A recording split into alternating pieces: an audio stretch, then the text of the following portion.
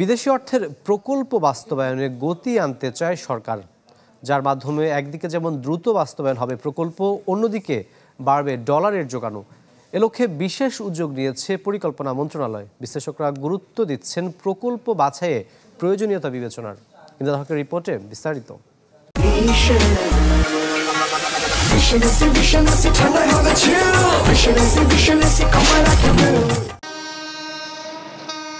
গেল কয়েক বছরে কমে গেছে প্রকল্প বাস্তবায়নের গতি, কারণ অর্থ সংকট।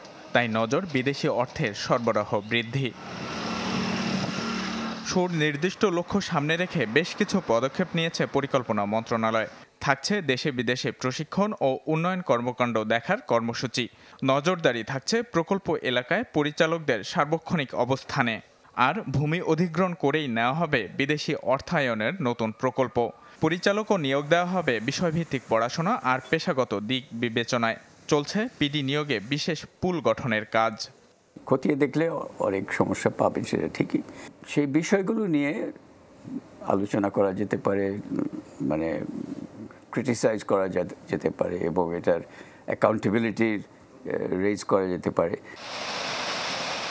আইএমএডির তথ্য বলছে 2008-09 অর্থ বছরে প্রকল্পের খরচের ক্ষেত্রে 60% অর্থ ছিল সরকারি বরাদ্দের, বাকি 40% আসতো বিদেশি ঋণ থেকে। গেল এক যুগেও খুব একটা হেরফের হয়নি অর্থায়নের এই অনুপাতে। 2022-23 অর্থ বছরেও এডিবিতে সরকারি অর্থ ছিল 65%।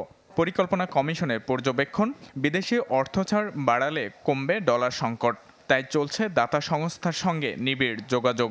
যদিও অর্থনীতিবিদরা বলছেন নিশ্চিত করতে হবে প্রকল্পের সুষ্ঠু ব্যবস্থাপনা। প্রোডাক্টিভ ইউটিলাইজেশন ছাড়া আর ঋণ নেওয়ার ক্ষেত্রে আপনি প্রুডেন্ট না হন, যেই মানে সুদের হার, মেয়াদ, গ্রেস পিরিয়ড, তারপরে ঋণ নেওয়ার সাথে সাথে ওই ঋণ ব্যবহার করার জন্য যে ক্রয়গুলি করতে হবে, ঋণ চুক্তির সাথে তার সরাসরি যদি সম্পর্ক থাকে, সেখানে আপনার লাভ ক্ষতির হিসাব তো সেটাও করতে হবে। যে ঋণগুলো আমরা স্থগিত করছি তার উপরে তো দণ্ড সুদ দিতে হবে। দণ্ড সুদ দিতে হলে তো সেটার জন্য আরও মূল্য বাড়তে থাকবে।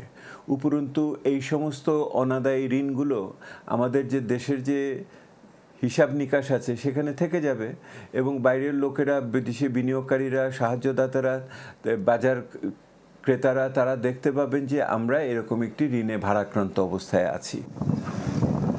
চলতি অর্থবছরে এডিবি খাতে বরাদ্দ 2,65,000 কোটি টাকা, যেখানে বিদেশি উৎস থেকে যোগান ধরা হয়েছে 1 লাখ কোটি টাকা।